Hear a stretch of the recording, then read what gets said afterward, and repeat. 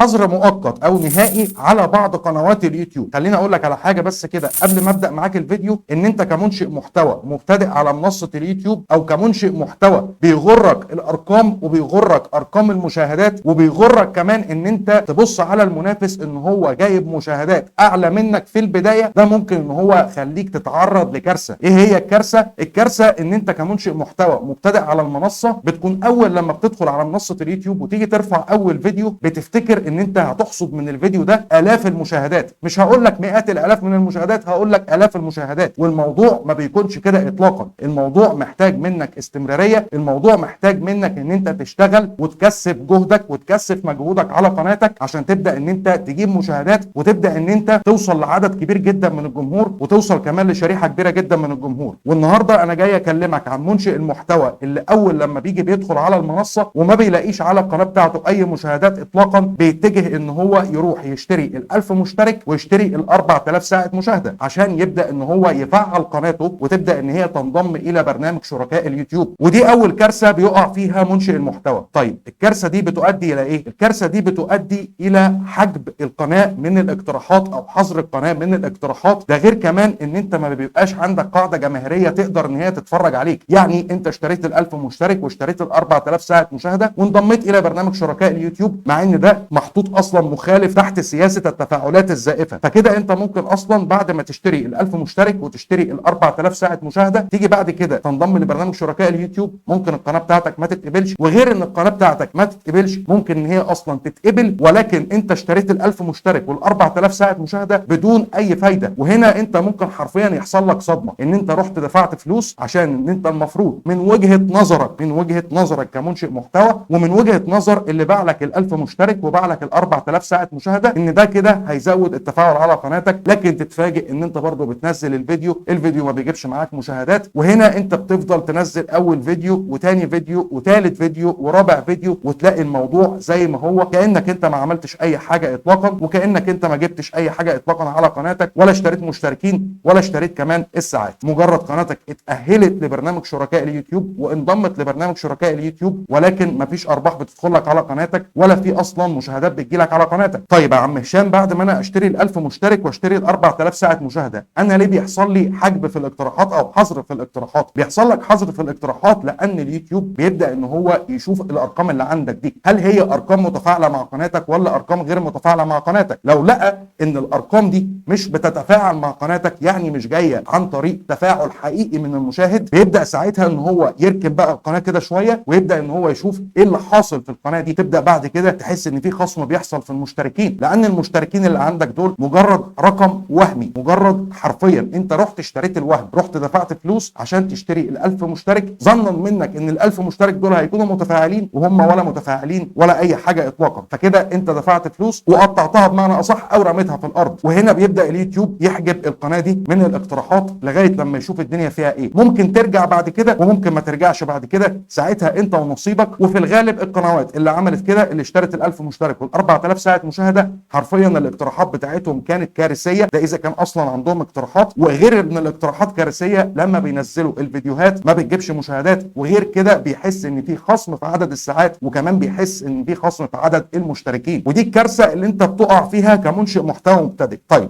الكارثه الثانيه اللي بيقع فيها بقى مش منشئ المحتوى المبتدئ، لا، منشئ المحتوى اللي هو بيغره عدد المشاهدات او بمعنى اصح بيقارن ما بين الفيديو بتاعه والفيديو بتاع المنافس حتى ولو كان الفيديوهين زي بعضهم. يعني انت ممكن تشوف فكره فيديو عند المنافس تيجي تعملها وتلاقي ان المنافس جايب على الفكره دي مشاهدات او جايب على الفيديو ده مشاهدات، فتلجأ ان انت تبدا انك تعمل الفيديو. ودي في حاجه في حد ذاتها ممتازه ان انت تفكر بالطريقه دي حاجه صح. ولكن تيجي تنزل الفيديو تلاقي ان الفيديو ما بيجيبش مشاهدات. طيب اشمعنى المنافس بتاعي جاب مشاهدات وانا ما جبتش مشاهدات؟ انا كده منظر القناه بتاعتي ايه؟ فتلجأ بعد كده انك تشتري مشاهدات عشان تعلي الفيديو بتاعك او ظنا منك انك تعلي الفيديو بتاعك من خلال المشاهدات دي. ودي الكارثه بقى اللي انت بتقع فيها كمنشئ محتوى حتى ولو قناتك مفعل عليها الربح. طيب ايه الكارثه اللي انا بقع فيها؟ الكارثه اللي انت بتقع فيها ان انت برضو بتروح بتدفع فلوس عشان تشتري 1000 مشاهده او تشتري 2000 مشاهده، ويا سلام الفيديو بتاعي جايب عليه 2000 مشاهده، ولكن ال 2000 مشاهده انت ما استفدتش بيهم باي حاجه. ال 2000 مشاهده دول يا حبيبي جايين لك عن طريق حاجه اسمها سيرفرات. السيرفرات دي بكل بساطه عشان اختصر لك بس الموضوع، دي اجهزه بتعمل بشكل اوتوماتيك، او بمعنى اصح بتشغل الفيديوهات بشكل اوتوماتيك من غير ما يكون في مشاهد حقيقي بيتابع المحتوى. يعني بمعنى اصح ال 2000 مشاهده او ال 3000 مشاهده اللي انت اشتريتهم دول مش مشاهدين حقيقيين. ممكن ان انت ب 1000 مشاهده تشتريها او ب 2000 مشاهده تشتريها تدمر مجهودك وتدمر تعبك اللي انت تعبته خلال السنين اللي فاتت على قناتك عشان بس الفيديو ما جابش مشاهدات، او عشان اليوتيوب الفتره دي فيه الا شويه في المشاهدات وانت مش عاجبك الوضع فبتتجه ان انت تروح تشتري مشاهدات. ودي اكبر كارثه انت بتقع فيها، بتؤدي الى حظر اقتراحات قناتك، بتؤدي الى تدمير خوارزميات قناتك. اليوتيوب ما بيبقاش عارف اصلا هو يقترح القناه بتاعتك فين ولا يقترح المحتوى بتاعك فين. وغير كل الكلام ده ان انت لو واحد مفعل قناتك، يعني قناتك ضمن برنامج شركاء اليوتيوب، بيبدا بعد كده ادسنس يحط عينه عليك. يعني ايه يحط عينه عليك؟ يعني يراقب القناه بتاعتك بمعنى اصح ويشوف الارباح اللي داخلها ازاي، لان الارباح اللي بتيجي عن طريق شراء المشاهدات بتبقى ارباح وهميه، زيها بالظبط زي المشاهدات اللي انت اشتريتها. المشاهدات وهميه والارباح كمان وهميه. وطبعا زي ما احنا عارفين ادسنس ما فيش معاه اي هزار تماما، فبيبدا ان هو يتابع مصادر زياراتك ويبدا يشوف الارباح بتاعتك دي ارباح شرعيه ولا غير شرعيه، وبتبدا انك تقع في الكارثه الاكبر ان ممكن يتم اغلاق حسابك على جوجل ادسنس بشكل نهائي، وبعد كده تلاقي تعبك وتلاقي كل مجهودك راح، لان ساعتها قناتك بتبقى ذكرى على منصه اليوتيوب. اللي بيتقفل له حسابه على ادسنس قناته ما بترجعش تاني. ما ينفعش انك تفك الربط ما بين قناتك وما بين حسابك على جوجل ادسنس بعد ما ادسنس يتم اغلاقه. يعني بالمعنى الاصح كده انت دفعت فلوس عشان تدمر نفسك وتدمر مجهودك وتدمر تعبك وتدمر كمان قناتك. يعني انت يا ريتك دفعت مثلا فلوس في اعلان ممول. الاعلان الممول افيد بكتير جدا واحسن بكتير جدا من ان انت تروح تشتري مشاهدات عن طريق السيرفرات. وعلى فكره موضوع السيرفرات ده انا عملت عليه فيديو كامل هسيبه لك في شاشه النهايه، تقدر انك تروح تتفرج عليه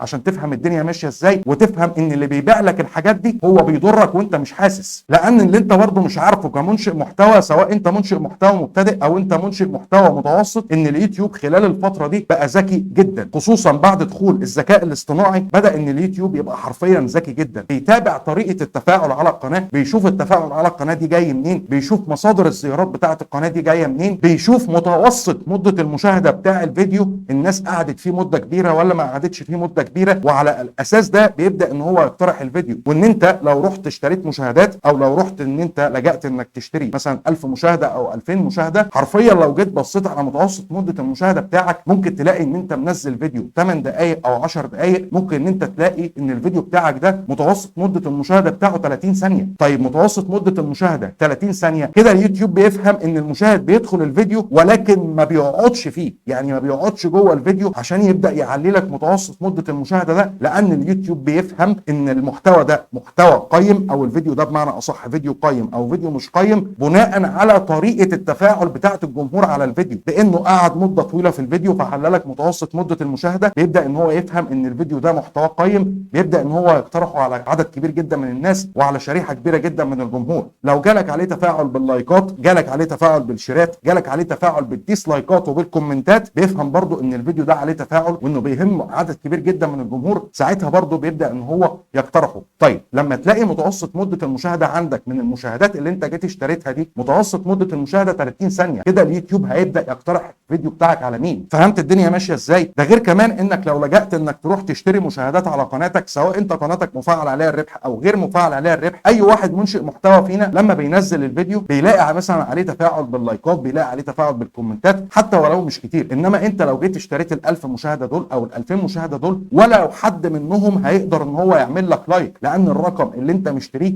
رقم وهمي، ولا حد منهم هيقدر يعمل لك ديسلايك لان برضو الرقم اللي انت مشتريه رقم وهمي، ولا هتلاقي فيه تفاعل اصلا بالكومنتات لان برضو الرقم اللي انت مشتريه رقم وهمي، مش جاي عن طريق مشاهد زي وزيك. انت دلوقتي قاعد بتتفرج عليا، انا دلوقتي لو شفت القناه بتاعتك هدخل اتفاعل معاها بالمشاهده بالكومنت باللايك بالديسلايك بالشير باي حاجه، كده انا بتفاعل مع قناتك لان انا بني ادم حقيقي، انا مش روبوت. وانت كذلك بتتفاعل مع قناتي لان انت بني ادم حقيقي مش روبوت. لكن المشاهدات الوهميه والمشاهدات اللي بتبقى جايه عن طريق الشراء دي كلها بلا استثناء بتبقى مشاهدات عن طريق الروبوتات وعن طريق الاجهزه، مش ناتجه عن تفاعل حقيقي من المشاهد. فمن فضلك كمنشئ محتوى انت لازم تبقى بادئ على منصه اليوتيوب، تبقى بادئ فاهم ان اليوتيوب عامل شبه الزرعه اللي انت بتزرعها، بعد كده بتبدا ان انت تسقيها، تحط لها السماد بتاعها، تبدا ان انت ترويها، تبدا ان انت تهتم بيها، بعد كده تبدا ان هي تكبر فتطلع لك الزرعه اللي انت عايزها. يعني بمعنى اصح ازرع عشان تحصد. ايه اللي انت هتزرعه؟ هتزرع المحتوى بتاعك، هتزرع فيديوهات بتهم الجمهور في المحتوى بتاعك ايا كان ايه هو المحتوى بتاعك. بتبدا ان انت تاسس قناتك، تبدا انك تتعلم ازاي تعمل صوره مصغره، تبدا انك تتعلم ازاي انك تعمل عنوان قوي يجذب المشاهد. انا مش بقول يضلل المشاهد، خد بالك، لان في فرق ما بين العنوان المضلل وفي فرق ما بين العنوان الجذاب. تبدا انك تتعلم الحاجات دي، تبدا انك تتعلم مونتاج، تعرف ازاي تعمل مونتاج للفيديو بتاعك. كل ده هو اللي هيعليك، حتى ولو انت ما لقيتش النتيجه من اول مره او ما لقيتش النتيجه يا سيدي بعد مثلا 6 شهور بعد سنه، ولكن مع تطورك هتبدا ان انت تجيب مشاهدات على قناتك وهتبدا انك توصل لعدد كبير جدا من الناس. ادخل وتعلم، مش عيب تماما. احنا كلنا بدانا على اليوتيوب، بدانا مش فاهمين اي حاجه في اي حاجه، ولكن بدانا ان احنا نتطور. ومنشئ المحتوى الذكي، منشئ المحتوى اللي هو داخل منصه اليوتيوب عشان يقدم الشغف بتاعه ويقدم الحاجه اللي هو بيحبها، وفي نفس الوقت يشارك اهتماماته مع الجمهور ويخلي الجمهور يحب المحتوى بتاعه، هو منشئ المحتوى المتطور دايما، اللي هو بمعنى اصح يعمل 10 فيديوهات على قناته، يجي بعد كده يبص على اول فيديو والفيديو العاشر اللي هو عمله، يشوف الفرق ما بين الاثنين، يبص على الفرق ما بين الفيديو الاولاني ويبص على الفرق ما بين الفيديو العاشر. لو لقى ان في تطور كده انت ماشي زي الفل، كده انت